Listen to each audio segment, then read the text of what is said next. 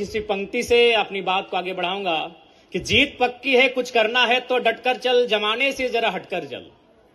जीत पक्की है, कुछ करना है तो डटकर चल, जमाने से जरा हटकर चल। अरे लीक पर तो सभी चलते हैं, कभी इतिहास बदल कर चल।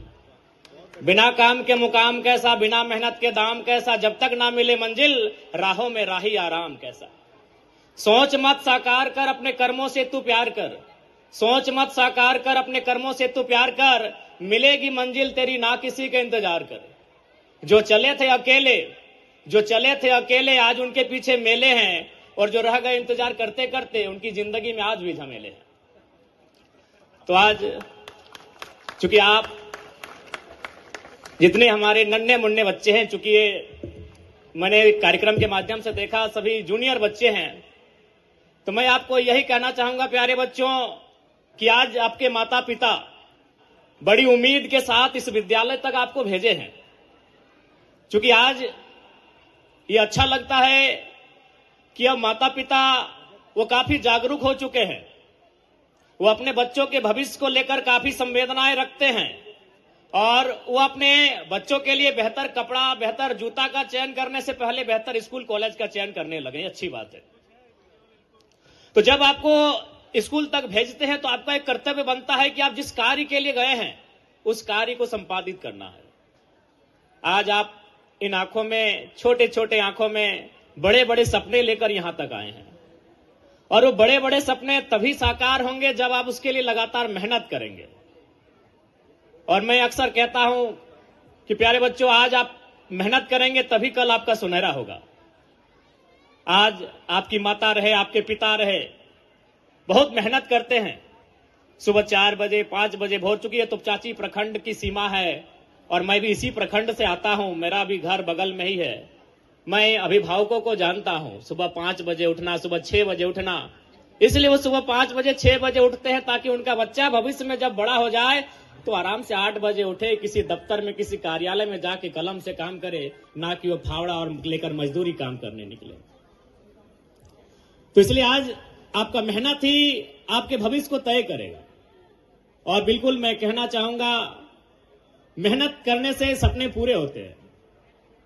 अगर आप संघर्ष करोगे, आप मेहनत करोगे, तो निसंदेह आपके सपने पूरे होंगे। मैंने सपनों को पूरा होते हुए देखा है। चूंकि 2 साल पहले मेरे ब्लॉक में शायद ही लोग मुझे जानते थे, पहचानते थे। महज 2 साल पहले की घटना है। ये तोपचाची ब्लॉक है, और हमें लगता है इस आसपास में गोकुल सर जो हमारे साथ आए हैं वही हमारे एक मित्र हुआ करते थे। यानी शायद ही लोग हमें मेरे ब्लॉक में जानते थे।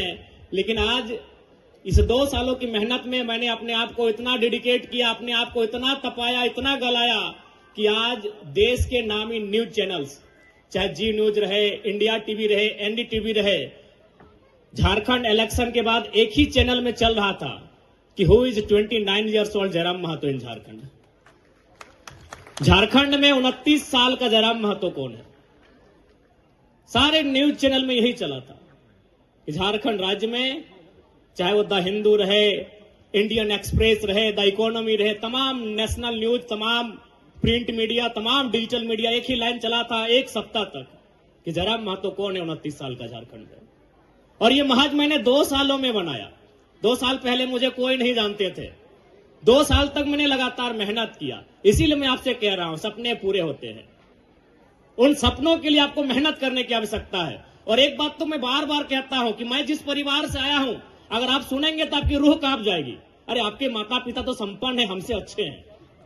मैं जिस परिवार से होकर आज एमएलए की कुर्सी तक आया हूं, आज मैं इस राज्य के सर्वोच्च सदन का मेंबर बना हूं, अगर मेरे परिवार को आप जानेंगे तो आपकी रूह कांप उठेगी।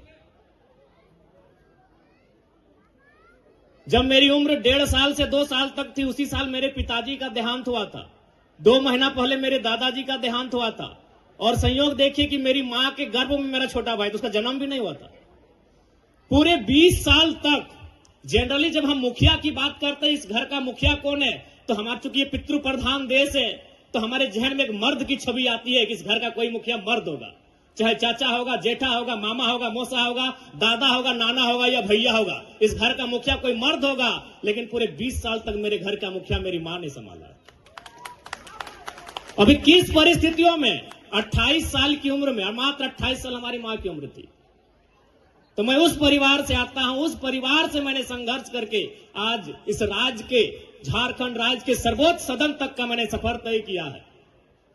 तो इसलिए मैं आपको कहना चाहता हूं, बिल्कुल सपने पूरे होते हैं। आप उन सपनों को देखते हैं कैसा, उन सपनों के पीछे मेहनत कैसा करते हैं, उन सपनों के पीछे आप डेडिकेट कितना करते हैं, यह सवाल बनता है। इसलिए आज इस कार्यक्रम में उपस्थित मेरे भाई समान, मेरी बहन समान स्टूडेंट को मैं यही कहना चाहूंगा, आप यहां आके 4 घंटा, 5 घंटा, 6 घंटा समय देते हैं, उस समय का मूल्य लेके जाइएगा। मैं आपको कहूंगा, यदि किसी बहन का मन अगर गीत गाने में लगता हो तो आप 4 घंटा गीत गाइए और इस राज्य का नंबर 1 सिंगर बन के सामने आइए। यदि किसी भाई को दौड़ने में मन लगता है, कि हमको पढ़ने में नहीं दौड़ने में मन लगता है, आप 6 घंटा दौड़िए और झारखंड राज्य का नंबर 1 धावक बन के सामने आइए। मेरा कहना है कि जहां आप 4 घंटा से 6 घंटा देते हैं, वो बेकार नहीं जाना चाहिए।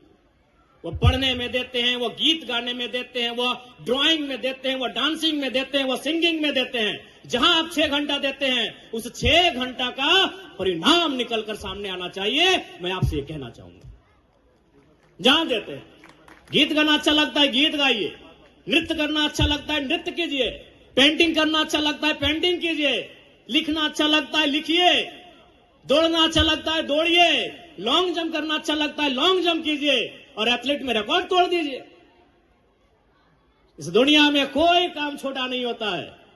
इसलिए आज यही आपसे मेरा संदेश रहेगा, आप अपने गुरुजनों के सानिध्य में, अपने शिक्षक शिक्षिकाओं के सानिध्य में 6 घंटा समय देते हैं, ये समय जाया नहीं होना चाहिए।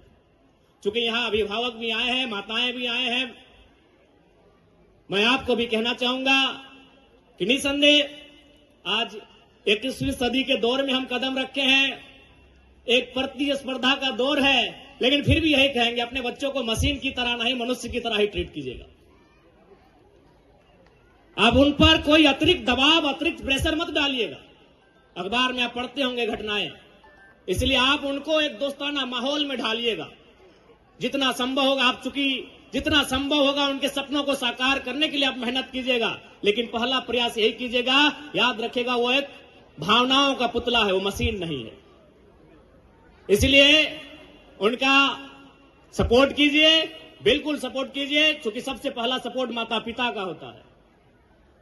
विशेष चूंकि समय का अभाव है और चूंकि ये भले ये घर मेरा इस जिला में है, लेकिन हम विधायक चुने गए हैं गिरिडीह बोकारो से, तो हमारे क्षेत्र में भी काफी कार्यक्रम है। और चूंकि सर 2 बार गए हमारे घर के सामने, तो हम बोले ठीक है, हम समय निकाल के आएंगे। और फिर हम थोड़ा सा समय का अभाव है, माफी चाहेंगे। पुनः आज के इस कार्यक्रम में हमें आमंत्रित करने के लिए तमाम विद्यालय परिवार का आभार व्यक्त करते हैं। उपस्थित तमाम अभिभावकों को मेरा संदेश रहेगा, बिल्कुल अपने बच्चों को शिखर तक ले जाने के लिए आप उनके संघर्ष के साथी बने, उनके संघर्ष के सहयोगी बने।